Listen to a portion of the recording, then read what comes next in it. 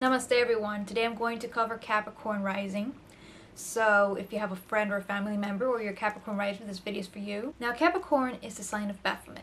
And who is Baphomet? Baphomet is this god that has one hand this way and one hand this way.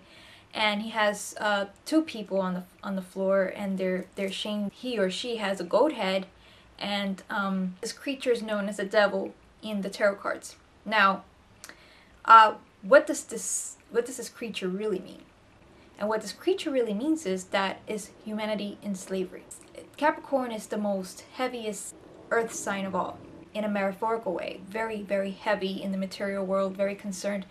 You don't grow spiritually. You cannot get out and free yourself, okay? And that is symbolized by the chains that the two people have in the foot of Baphomet, that they could remove those chains out, okay? It's not that difficult for them to remove it out. The chains are actually quite bigger than their neck, so they could just remove them out, but they don't want to because they're living in an illusion of materialism. That's what it means. So when he's pointing up one way and he has his hands the other way, it means that you could choose either to go up or down. Ultimately, the choice is yours. Possessions will eventually possess you. Now, Capricorn rising is a hard, diligent, working individual that needs to see progress in order to feel some sort of value. Okay, therefore, they're always working. Okay, they're always busy. They're always trying to reach the top of the mountain. Sometimes they have like this fortress around them that they don't let nobody come close to them because they don't want to come off soft, because then they think that people are going to just take advantage of them. Also, when Capricorn rising feels that they're not progressing, they will change fast. Okay, they will change maybe work really quick, and they will just quite quickly. Okay, in their minds, what's scarier is not to make progress. So adaptability is quite easy for these people, although they're cardinal sign. Now, Capricorn rising has Aquarius in the second house of possessions, meaning that how they deal with money is, okay, how is this money useful? Okay, for the future. Investments. How is this money useful? How is my possessions useful? They're not going to just buy something for the heck of it. They need to buy something that will be applied to progress. And what is Aquarius? Aquarius is progression. Okay. Aquarius is looking to the future to progress. So when you put it in the second house, it makes them a little tight with money because they need to use it for a certain purpose in order to progress for the future. Capricorn rising has Pisces in the third house.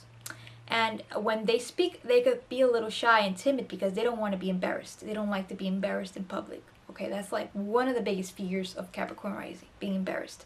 So when they talk, they don't talk too much with certainty.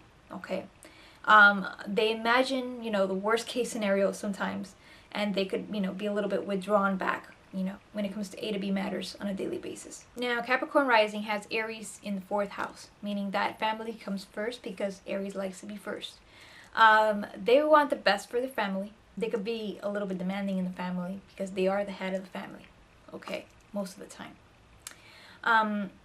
Capricorn rising has Taurus in the fifth house, and what this means is that they need, on their fun time, on their recreational time, they need something sensual. Okay, they could either need a bubble bath, they enjoy food, love to eat, so they have to watch out for weight problems. Okay, they can enjoy sitting back and relaxing.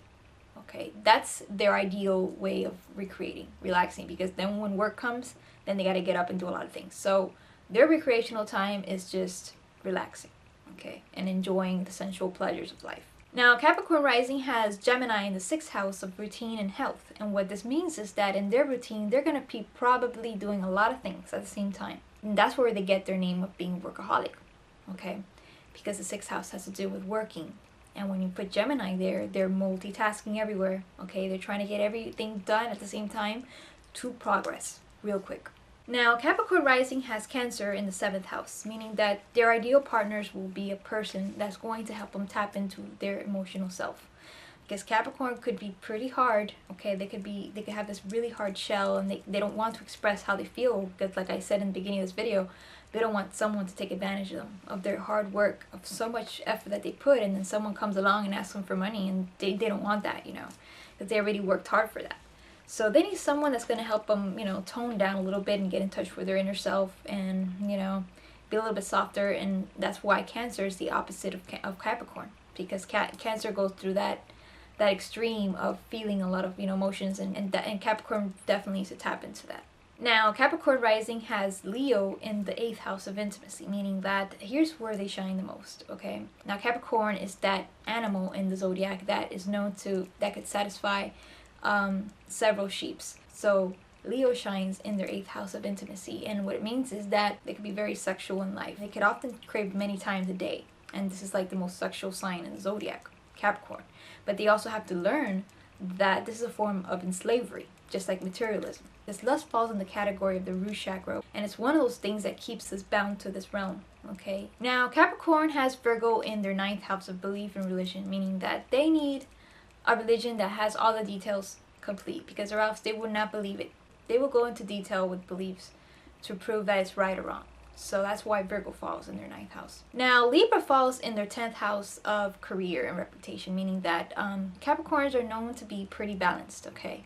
They could have a family life and then they could be working, but overall, a person that sees them from the outside would say, wow, this person has it all together. They have a nice house, they have a nice family, they're very structured, they handle things pretty well, in a business-like way, so they come across as a Libra, and Libra's actually business too, and Libra's very balanced. So this is the way that Capricorn comes out to the world, as a Libra. Now, Capricorn has Scorpio in their 11th house, meaning that they could come off social events as ruthless or maybe rude or maybe reserved, because they don't have the skills to open up right, okay, because they have Pisces in the 3rd house.